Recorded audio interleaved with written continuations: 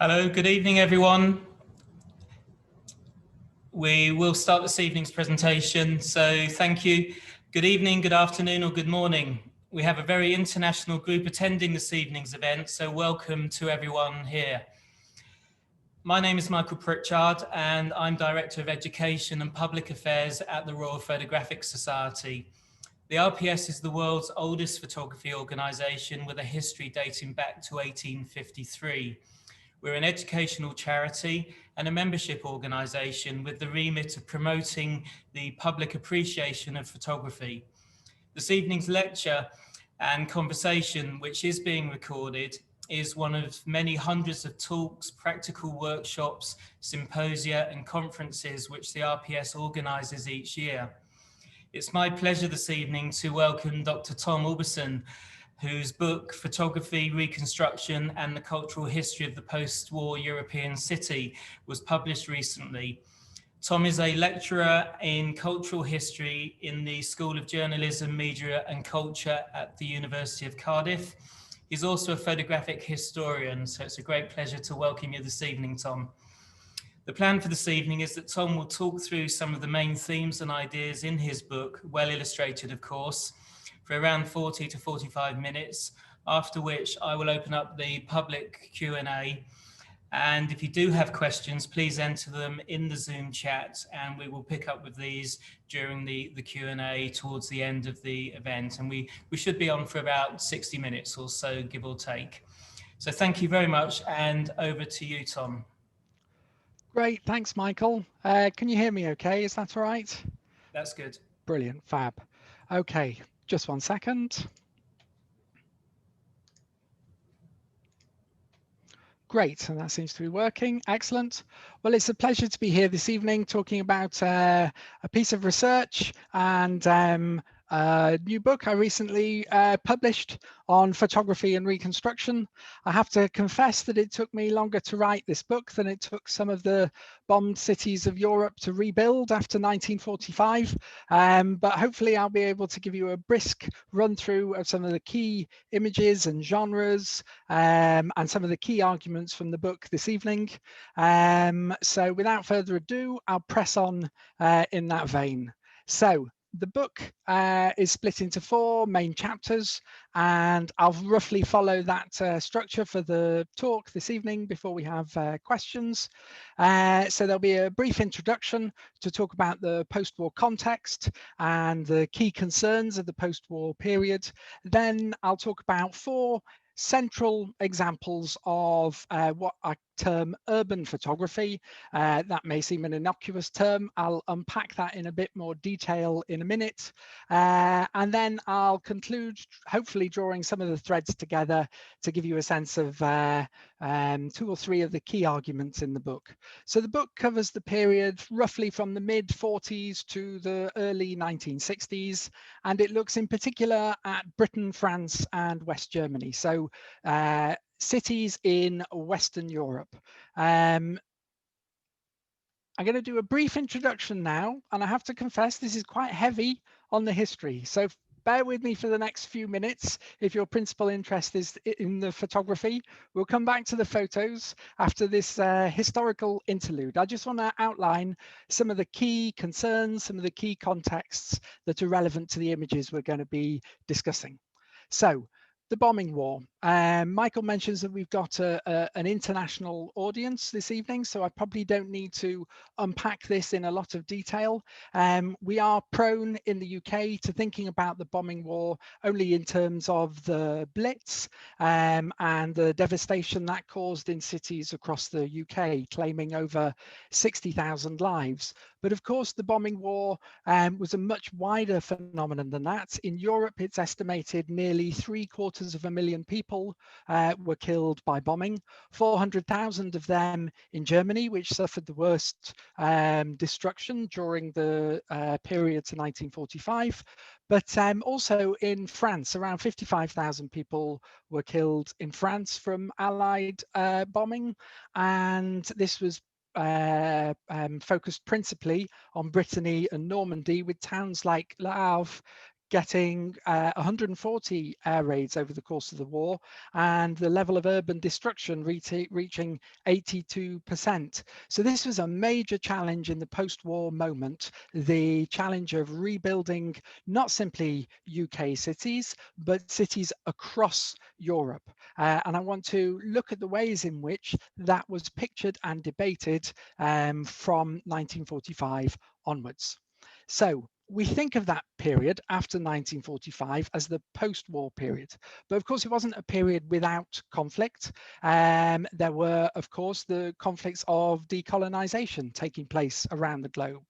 But I still think that term post-war is important and relevant because it captures the sense of aftermath. It was a culture of aftermath after 1945. And we're not just talking about the end of the Second World War, but that long, extensive period of disruption and violence that began in 1914 with the First World War and didn't come to a close until 1945, a period that's been called Europe's Civil War, if you like.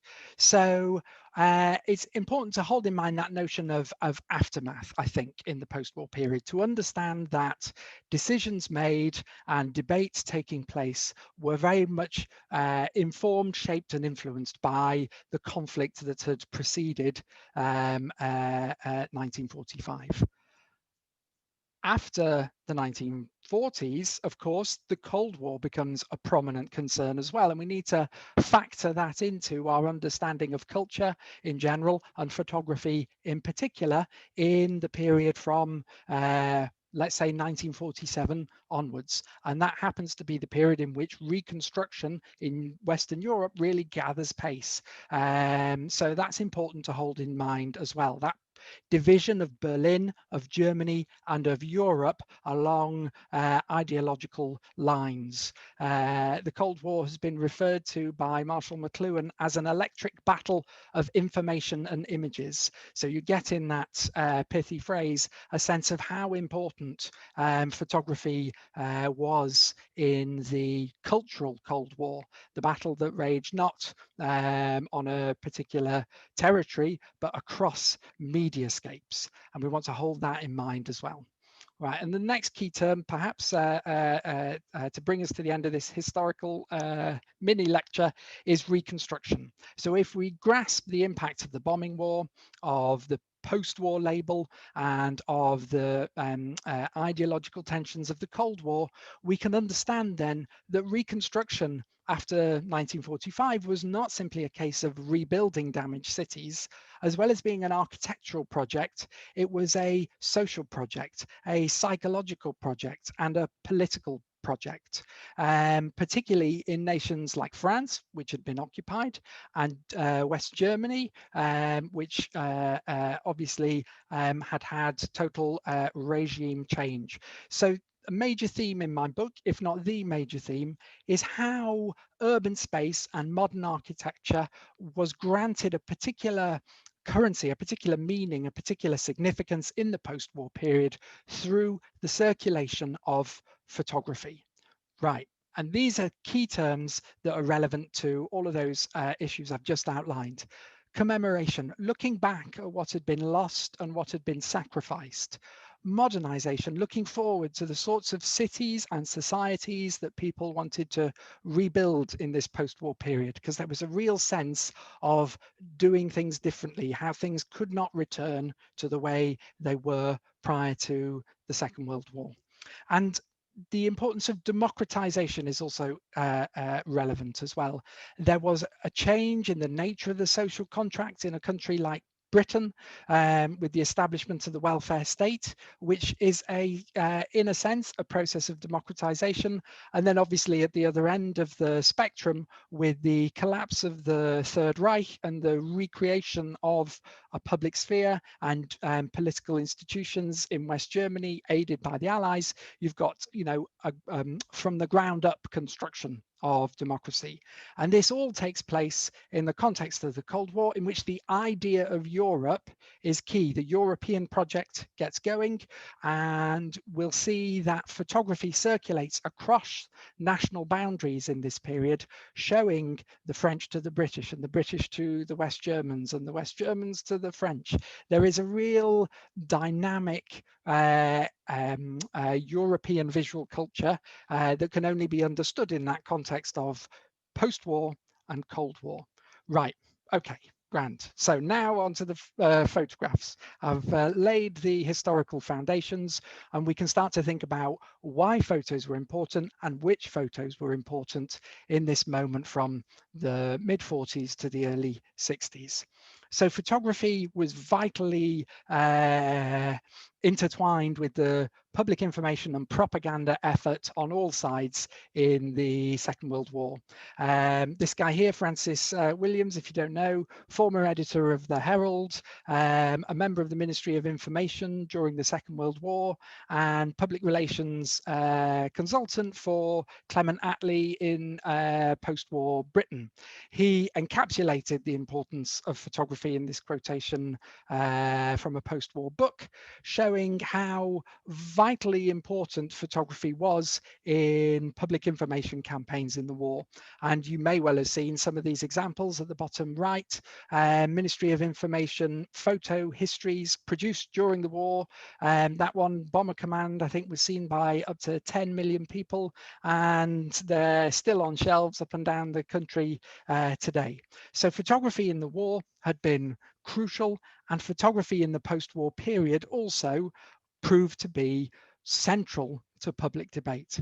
So you can see here the sorts of material I've been looking at.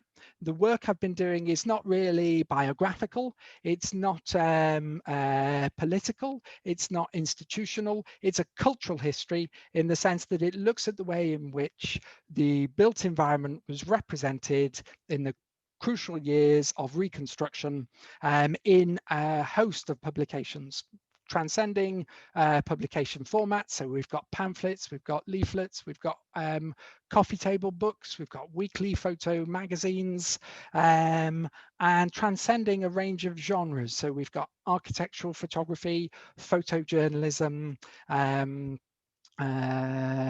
ruin photography. So what I want to suggest is that urban photography was a key part of post-war culture, post-war visual culture, and it spans different publication formats and different genres of photography to craft and to shape the image and the idea of cities in post-war Europe. And you can see on the pages of magazines and publications the way in which ways of seeing and ways of thinking are intertwined in this period. So top left there is imagery from the coronation in 1953. Remember that this is a period before large television audiences. That was one of the first public events in the UK to be televised, but most people's visual experience of the country around them and the world around them was derived from the press and from photo magazines. And time again in publications, we see people observing, people being shown things, people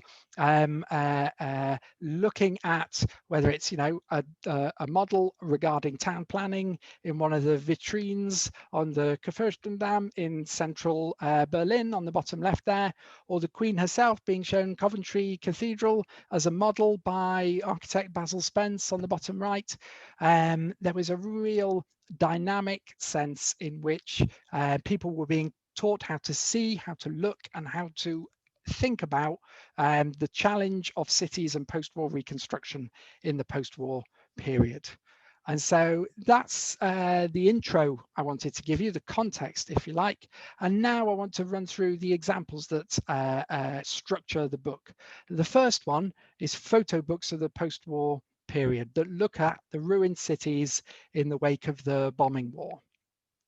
So in the UK, you've got continuity, of course. There's not a regime change. There's a victory and continuity of institutions, of publications, and you get a lot of photo books circulating that recall the war that has just passed. You can see this one here from the Liverpool Post and Echo when the front line was in your street, or the one bottom right there, which shows politicians, dignitaries and royalty visiting Bristol after bombing raids.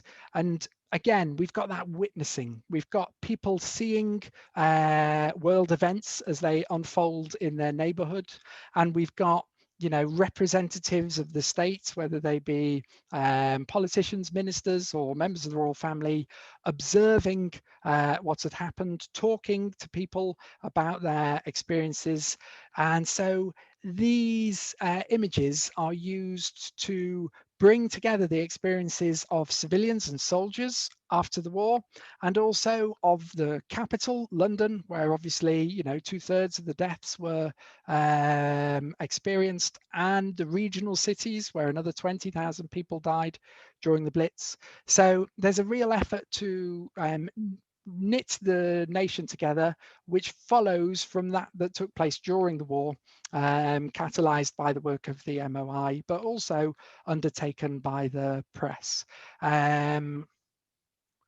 In France, there's a more problematic issue around the occupation and the different experiences of destruction. As I say, in Brittany and Normandy, there was considerable levels of bombing, less so in other parts of the nation. And so there's a real effort to make the experience of towns like Caen and Rouen and Le Havre part of the national story. And you can see here a photo book called French Art During the War, which looks at the destruction of historic buildings in Caen using photographs by hugely successful architectural photographer Jean Roubier, contrasting those images before the conflict and after the conflict, but being quite sort of ambiguous about why and how these buildings were damaged. It's these examples here juxtaposed, you can see, are labeled yesterday and today. Presumably avant and après, before and after, would point the finger too prominently at the reasons for the destruction and the agents, the causes of that destruction. Paris is a really interesting case study. Apart from a few bombing raids on factories like the Renault factory, there's not a lot of destruction of the urban environment, but Stephen Spender called Paris the invisible ruin when he visited it after the war, because it had kind of been hollowed out from the inside due to the German occupation, which entailed a complete sort of attack on the streetscape, on the Frenchness of Parisian streets. And you can see here examples of that imagery in a post-war publication that have been scored out quite violently. So there was a real effort in Paris after the war to reassert the importance of the French capital. And I won't subject you to my French accent and try to read that famous quotation from Charles de Gaulle, but you'll be aware of how he described Paris in his post-war address of 1944 as outraged, broken and martyred, but liberated by itself. So even in his speechifying urban space, the city, the capital, has a central role, and as a real vibrant publishing subgenre of over 100 photo books published in 1944 and 1945, trying to reclaim the streets of Paris, if you like.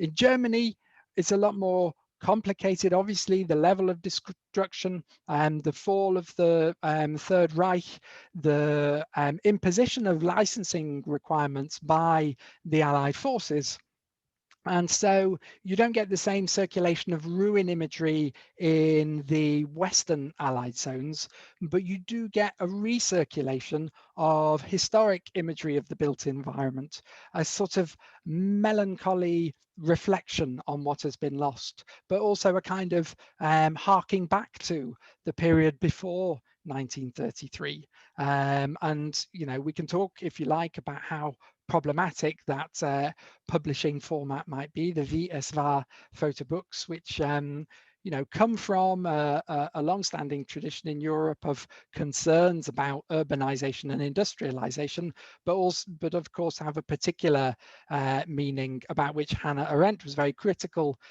in the post-war period. In Eastern Germany, under Soviet influence, a very different situation, and the imagery of bomb damage, destruction, particularly of Dresden, of course, and you can see images from 2 photo books about that city. They were used to accuse the new enemies in the Cold War of wanton vandalism and wanton destruction, just as the Nazis previously had been accused of the same. So you've got very different styles of ruin imagery, uses of ruin imagery, but hopefully as I continue, you'll see that the threads from this vibrant post-war visual culture are key to the ways in which cities are pictured in the going into the 1950s and beyond. So this great word from German, Trümmerverwertung, which means rubble reprocessing.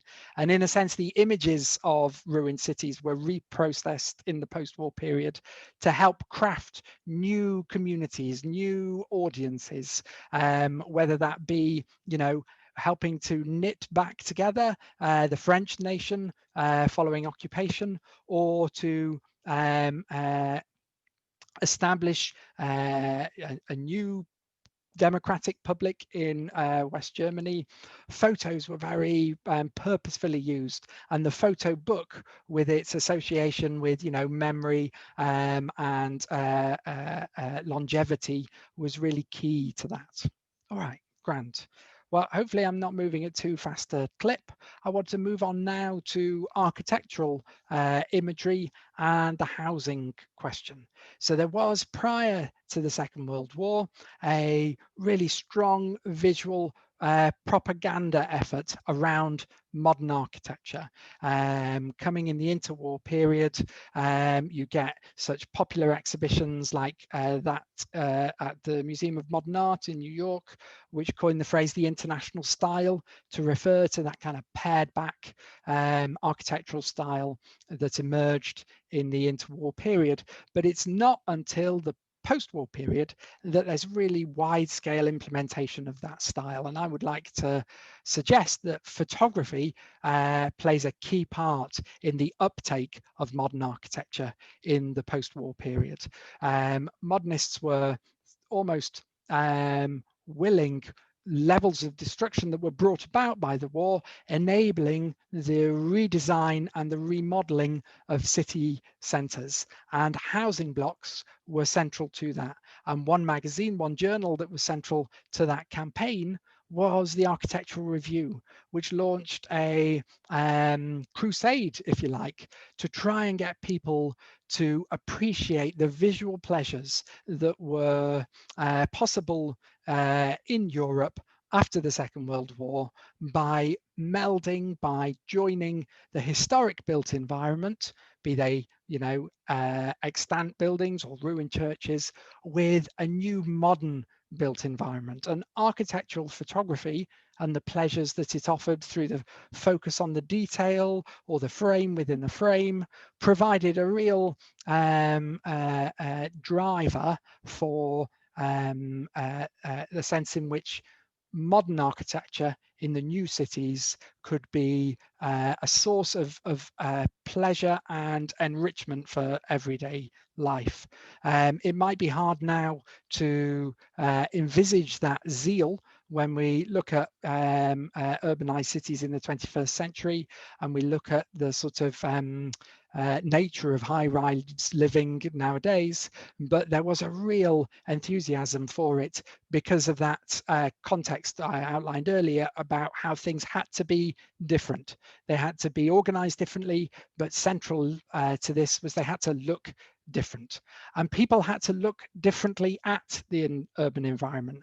And these are two examples from Picture Post and Illustrated, the most widely circulating photo magazines in the UK, showing people getting involved with town planning, showing people moving into their new high-rise block of flats, but crucially showing people looking, showing people observing. And so photos here are central to promoting, as I was saying earlier, new ways of looking at the city. And one of the key projects in the UK, a showcase project in the UK, was Churchill Gardens in London, Pimlico, you might know it, which was covered extensively in the Architectural Review with lavish photographic treatment and rich description by Henry Russell Hitchcock, who organized that 1922 exhibition about the international style. There was a real emphasis on how the building looked, and I think that's important to emphasize. A photo there, top left, by Peter Pitt. You see an echo in the ship on the Thames with the tower in the housing block, and that sort of industrial aesthetic was realized through photography and promoted through photography quite forcefully in the post-war period, and really had a big impact on the look of urban spaces, not just in London, but there are two other showcase projects I look at in the book. Corbusier's Unité d'Habitation in Marseille and the Grindelhochhäuser in Hamburg, which happen to be in the British zone, two other high-rise blocks that were central to the propaganda effort, for want of a better phrase, around modern architecture and how it could help solve the post-war housing crisis. So there's a real emphasis on the eye and on looking and on seeing and on visual pleasure, what you might term ocular centrism, a real sort of privileging and almost obsession with vision and seeing and visual culture. So I think you can talk about this architecture of the post-war period as photographic architecture, not just in the sense that it was photogenic, which obviously it was, well, if you like this sort of imagery, it was, but also because it was threaded through with a visual culture and a tradition of photographic representation. I think personally, and I try and make this case in the book, that it's hard to imagine the cities that we live in today having been envisaged, designed and built without the role photography played in architectural debate and public discourse, because architectural debate was a public debate in this period of Reconstruction. All right, okay. So then the third example, I've mentioned them a bit already, is the photo magazines. So the photo magazines are really, if you like, the glue that holds together the phenomenon of urban photography. They circulate all sorts of different genres of imagery: architectural photography, photojournalism, imagery of and for tourists, fashion photography, and the city is central to the key titles like Picture Post, Paris Match, Quick, Heute, and other titles across Western Europe. In West Germany in particular, photo magazines have a role to play in rebuilding the public sphere. So Blick in die Welt and Heute were two magazines that the occupying forces, the British and the Americans respectively, produced and circulated in order to help construct a new democratic public in the wake of the Third Reich. So these weren't just ephemera, as I pointed out earlier. They had a strong social, psychological and political role. And so it's important to consider the representation of cities in these publications. And you can see that on the front cover of the first issue of Paris Match from March 1949. So obviously, you know, the magazine, which is surprisingly hard to look at. I spent a lot of time trawling around libraries in Europe, and Paris Match was definitely the trickiest publication to look at, to get access to. You had to take a special lift to a sealed room in the National Library in Paris. Anyway, I digress. You see that the title includes the name of the city, and on the front cover here you see some of the key tensions in public life as we round out the 40s and emerge into the 1950s. The Berlin airlift on the left there, symbol of the commitment of Western European nations to one another as instantiated in NATO and the beginning of the European project. Winston Churchill, bottom left there, soon to return to number 10 Downing Street was it 1951? Here, he's been talking about the creation of Europe.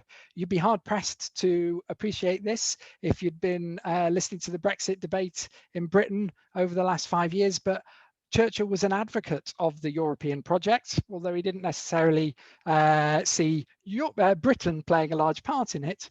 But here he is coming away from a speech talking about the foundation of Europe. And on the bottom right there, we have an American literary agent looking at a stand of publications in France. So you can see here visualized the intertwining of nations in the post-war period, and the photo magazines performed that connection, showcased that relationship between Western nations every week in the publications and the photo essays that were produced. So here inside that first issue of Paris Match is a rare color photo story, and it shows life in Berlin in March 1949, and it's kind of, you know, meet the neighbors type publication, showing people living on a particular street in a particular building, and very much trying hard to humanize the people living in the ruins of Cold War Berlin. There's a real effort made to draw connections and similarities and establish a relationship almost between the French reading populace and the West Germans, particularly in isolated West Berlin, who was so dependent on the relationship with Western Europeans. And here is a great example of a photo essay by Henri Cartier-Bresson, looking again at West Berlin in the Cold War and published in a British photo magazine. So you can see people going up and down the main street in West Berlin, Fürstendamm. You can see the ruined Kaiser Wilhelm Gedächtniskirche, bottom left there on the right hand image, and the Reichstag on the left with the Soviet War Memorial being patrolled by a Soviet soldier. So you see here revealed and displayed for the British population a French expert photographer's view of Berlin during the Cold War. And week in, week out, we get these sorts of photo stories which show everyday life in European cities to members of other nations, and they weave together those nations which were former enemies and create new Cold War allies through the showcasing of this very familiar style of photojournalism. But what we often forget, I think, in this style of photojournalism is the backdrop of the city, which is absolutely key to the debates around Europe and Reconstruction in the 1940s. Obviously, you know, there's a commercial element to this, and I don't want to ignore that. There's a really successful business model that grows up with the establishment of Magnum in 1947, and you get photographers like Ernst Haas here, who can do a photo story that is picked up and re-inflected by different publications. So bottom left there is the same photo report, the selection made for Point de Vue, popular French magazine, and top right there for a British audience in Illustrated is imagery by Haas, both times of Hyde Park, slightly different inflections. You can see, I think, on the bottom left, there's a gentle effort to poke fun at the British on the pages of the French magazine, where there's a much more sort of, you know, deferential treatment on the top right. But the imagery is circulating transnationally, and I think it's really important to recognize that European dimension to photo magazines in the post-war period. If you like, you can term it a European imaginary in the post-war period to try and overcome the conflict that has been experienced. There's an effort to craft not a European identity. There's not a sense in which all nations are considered the same, but a European community, if you like. And obviously that term becomes the name for the political project, but this cultural project that takes place through photography produces a really rich and vibrant visual culture, and it's promoted by the photo magazines themselves. On the right hand side there, you can see an image in Paris Match of boys pretending to be soldiers in the ruins of the new West German capital Bonn, and pinned to the wall there, we don't know whether the children did it or the photographer did it, there's a photo of Eisenhower from the cover of Heute magazine, and you can see a sense in which the new German populace is represented by those young boys turning towards the US and turning away from the ruins of the Second World War. So there's a real conscious effort to create this European imaginary through humanizing imagery. All right, that takes us to our last case study. So bear with me if you're flagging a little bit. I want to talk about one of the internationalist projects that emerge in the post-war period, and particularly UNESCO and the headquarters for UNESCO built in Paris, a modern office block built in the historic center of Paris in clear sight of the Seine and the Eiffel Tower.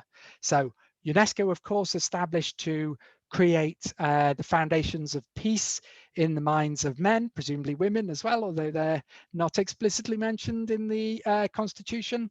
What is explicitly mentioned is the free flow of ideas in word and image. And I think the constitutional emphasis on image is really important. It shows you how important imagery had been during the propaganda efforts of the Second World War, and how important it was felt to be for the peace building efforts in the post-war period. And I want to show you how the idea of UNESCO is created through the imagery of its headquarters, how a particular notion, conception of the organization is projected around the world through photography of the headquarters. So UNESCO launches its own photo magazine in the 1950s, and these are examples of the pages of it. Courier is called, and it's circulated in multiple languages to teachers all over the globe, looking at key issues for education and relying heavily on visual material. Here, the idea of UNESCO is crafted through relation to St. Paul's and the bombing in 1940 of London, during which time the Conference of Allied Ministers were meeting in London and established the idea and the momentum for UNESCO. The middle image there is the Hotel Majestic taken over from the German occupiers and used as the first headquarters of UNESCO. And on the right there, the building that was completed in 1958 under construction. So there's an effort to tie this new modern building into the historic streetscape of Paris, to make it meaningful to Parisian and international audiences, to make it a symbol of culture, even though it uses a very modern architectural style. And that effort is orchestrated in large part through photographic imagery.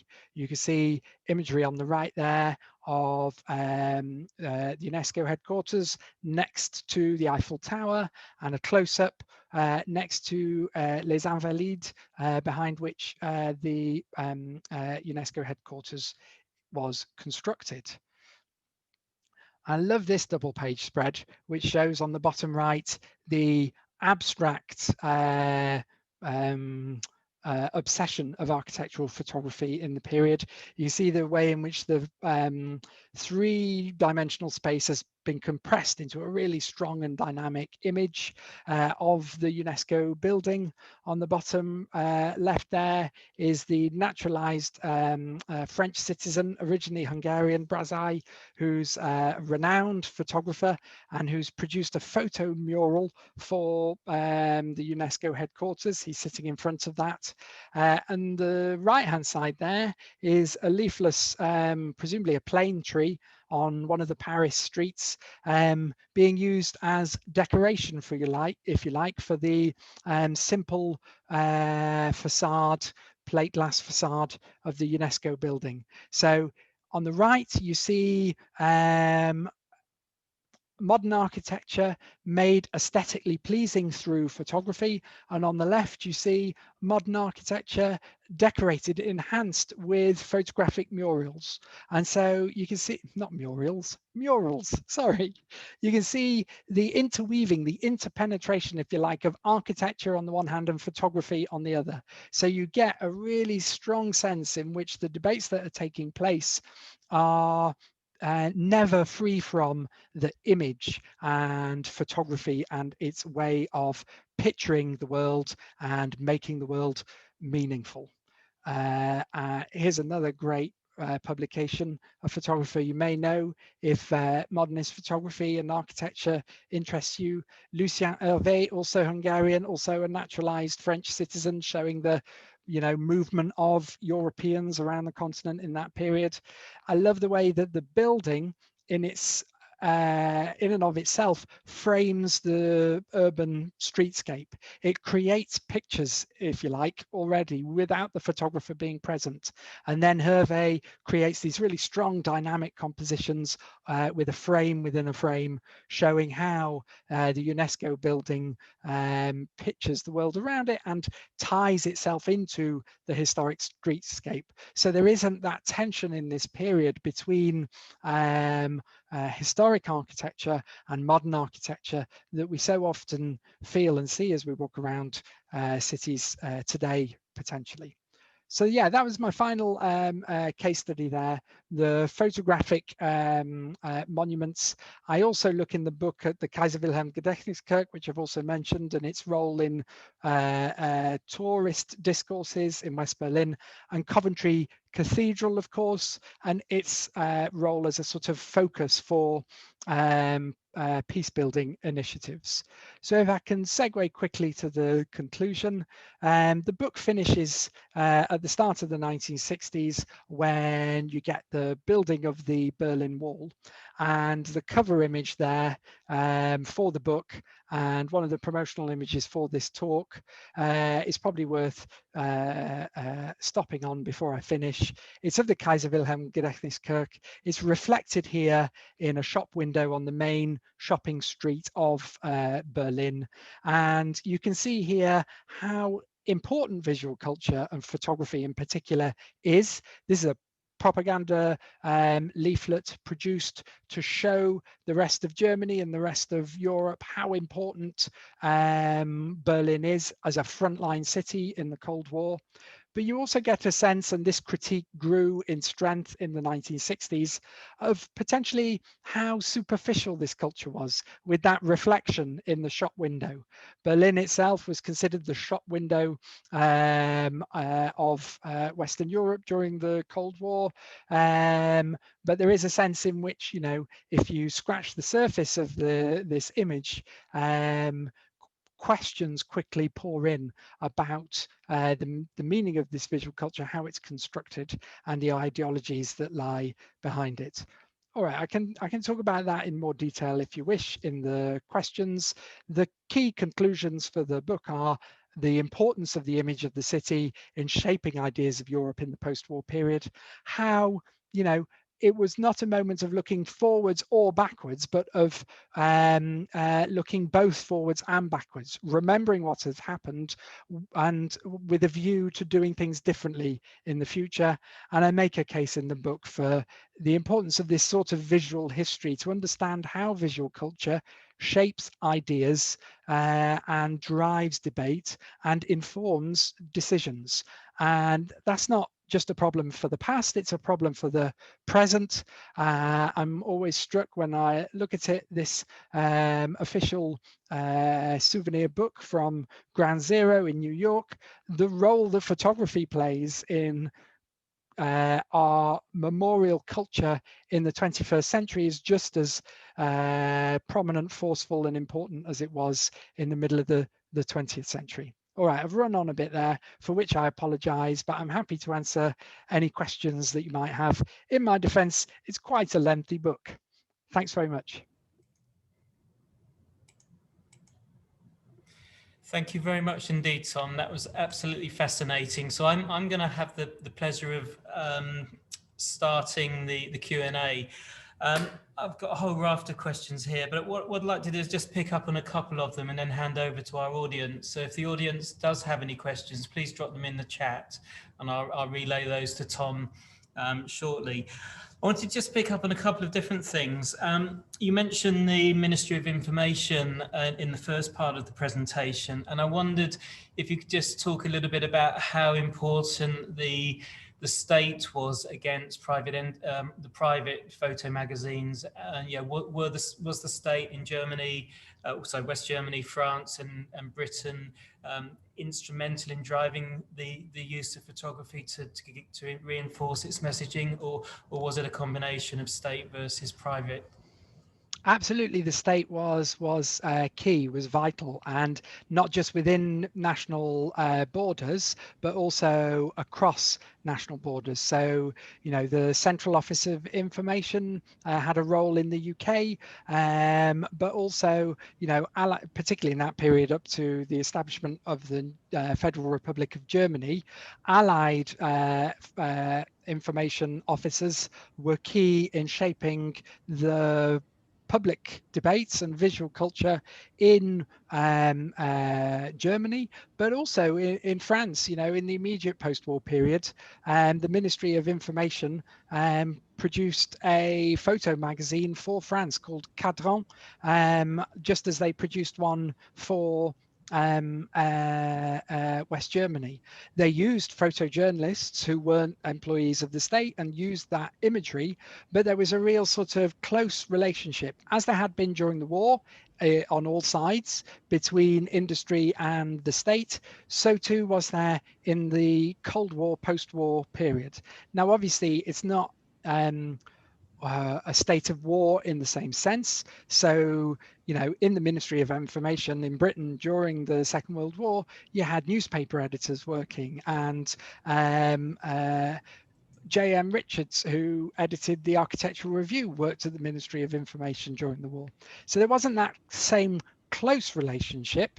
It wasn't that everything was put on hold in the same way it was in wartime, but there was definitely in the Cold War period a real synergy between the photography industry, the press industry, and the state. And what was the other point I wanted to make on that? And the state also staged events that then the commercial photographers and press covered. So it wasn't simply who produced which publication, but what was being seen and what was being shown. So the Festival of Britain was organised by the Attlee government, but widely covered in the press, including by continental European photographers like Henri Cartier-Bresson, who came across to Britain to photograph it around the summer of 1951, not just London, but photographing other cities as well as part of this investigation of what the post-war period meant and what life in European nations was like at that time. So the short answer is yes, there was a real close relationship, but you need to look at the different photographic subjects and publications to really tease that out. I'm going to jump over actually to one of our audience. So Stuart Wall's asking whether you came across evidence of Bauhaus thinking and design in the reconstructions of home in the post-World War II period.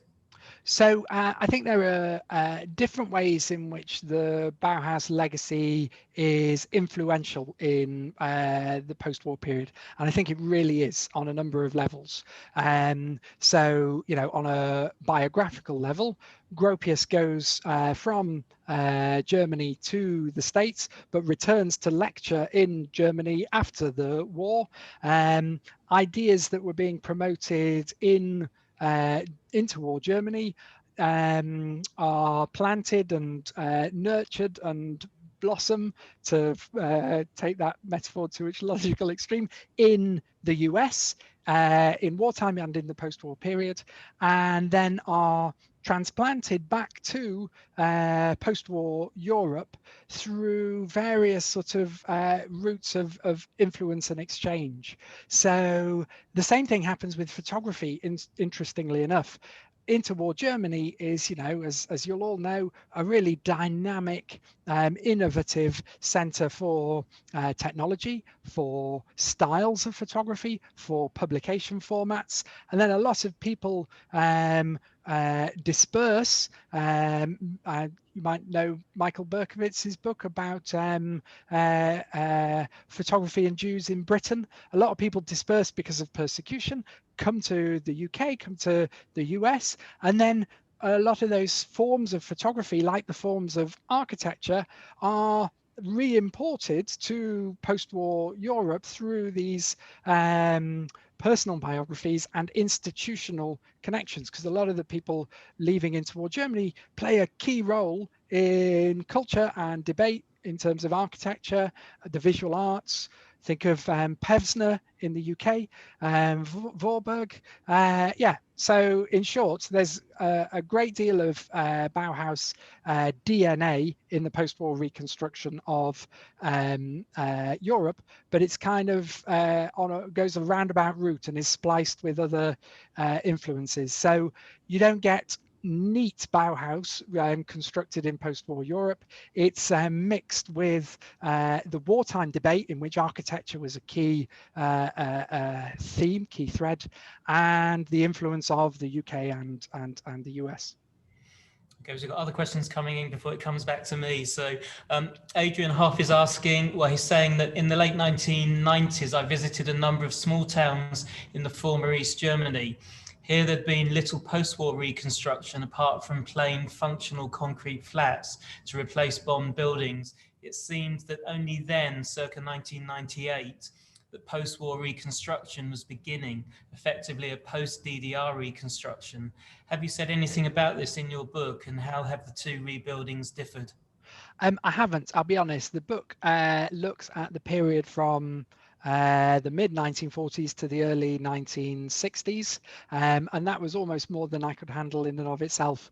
But I do look at the situation in East Germany, because in the Cold War period, it's a conversation, it's a dialogue, it's a contest, if you like, of visual cultures, particularly when it comes to Berlin, because East and West Berlin are being reconstructed under Soviet and US, UK, France influence, and they're being reconstructed as showpiece reconstructions. So you have Stalinallee in East Berlin, and you have the International architecture exhibition, Interbau, in West Berlin. And Gropius, in fact, designs a building for that. And the different styles are they really make an effort to distinguish the styles, although they are in the 50s and 60s quite similar to one another, to the regular flaneur, but there are real efforts made to make West German modern architecture housing and East German modern housing look different. There's a real programmatic effort, particularly on the part of the East Berlin authorities. Now that breaks down, if you like. There's less of an effort to distinguish the architecture of the East after the death of Stalin and Khrushchev and into the 1960s. But yeah, there are showcase reconstructions done under Soviet influence. Think of Warsaw as well. But you're right, there's a lot of reconstruction that doesn't happen in Germany until after, is it the Wende, the reunification? But no, I didn't look at that in any detail. Sounds like there's another book there, actually. So some more questions here. Fabian Roderer is saying, many thanks for this amazing presentation. Since you mentioned Magnum, which was based in New York and Paris, I was wondering if you would see an American influence on the European imagery of cities. Also, was Europe differently pictured in the US or outside of Europe in general? Yeah, that's a really interesting question, Fabian. I've not looked at the coverage of Europe in the US. There are a couple of stories about the coverage of the US in Europe that I mentioned in the book. So there's a really interesting photo essay in Neue Illustrator where they take towns in the US with German names, because, you know, German emigres settled there, like Bamberg, and compare them with towns in Germany of the same name. And there's a real effort to show, you know, the Americans might have more mod cons, but really there's a real close relationship between our American friends and our German allies. So it's quite cosmopolitan, and I think that's important terminology to use, because, you know, Magnum had those offices you mentioned and offices elsewhere subsequently, and the founding members were, you know, of Hungarian origin, French, British. Van der Wert was an American, and Polish, David Seymour. So yeah, and their work is circulating, as I mentioned earlier, across publications, the same photo stories being used in photo magazines, but also in, you know, publications like UNESCO's publications around the reconstruction effort. So America is represented in the US. America is represented in Europe. A real European cohort is busy at work picturing Europe as such. I think it's a really interesting question to ask about how Europe is seen in the US. There's a book out last year by Nadia Baer called The Decisive Network about Magnum and its sort of early establishment. It's on my shelf. I confess I've not read it yet, but I bet that covers exactly this question. And you can also look at exhibitions like The Family of Man, of course, from 1955, which represented, you know, mankind as a family, including Europeans, whether they be in the children playing in the ruins of Cologne, or people sitting in drive-throughs in the US. So that's not a very comprehensive or satisfactory answer, but it's a very good question, Fabian. Thank you. Okay, we're coming to the end now, so I think I'll probably ask one final question. Obviously, a lot of the focus has been on photo books, magazines, and printed publications. I wonder how the decline, certainly in the UK, perhaps less so in Europe, of the closing of publications like Picture Post, although one gets the rise of the Sunday supplements. I wonder how that impacted the telling of this story and whether it moved that story into other media with television and perhaps maybe less so cinema, but were other mechanisms used to pick up where the illustrated press began to decline? Yeah, absolutely. So, I mean, I think that story of decline needs to be kind of tempered, if you like. So there's still a lot of imagery in circulation, and yes, Pitch Post closes, but Illustrated goes on. And as you say, the Sunday supplements, especially the Sunday Times magazine, comes in with a different style of presentation, but still, a vibrant and widely circulating format. And other new titles emerge, and newspapers start to use more photos. So I wouldn't want to emphasize too much the closure of Pitch Post. I think it's only really towards the latter part of the 60s that you get the decline of the general market photo magazine in the same way, and you get more kind of niche publications, of which the Sunday Times magazine is probably one, but also, looking against the US, things like Esquire, and the market for magazines starts to be more segmented, and those titles like Life stop having the stranglehold, for want of a better phrase, on the newsstand audiences that they used to have. As you say, television audiences come in too, but film throughout the period I look at is important as well. I don't cover it in the book, I'll confess. I think film's been quite well covered by contemporary historians elsewhere, including those looking at urban issues. I think there is a real shift, though, and it maybe comes a bit later than the closure of Pitch Post, and more, as you say, with the advent of the lifestyle flavor of the Sunday Times color section. And so those points I was making about potential, superficiality of these debates, this visual culture, really are best aimed at the visual culture of the 1960s and the kind of unthinking reproduction of these sorts of styles of housing in particular, which are stamped across cities principally in the 60s and into the 70s. So, it's showcase projects that are widely covered in the late 40s and the 50s.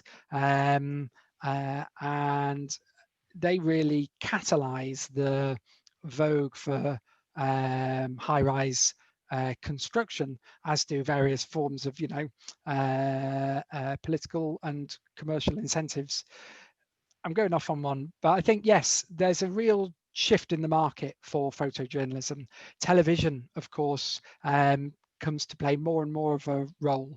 So when you get to a conflict like Vietnam, television and photography need to be considered in tandem.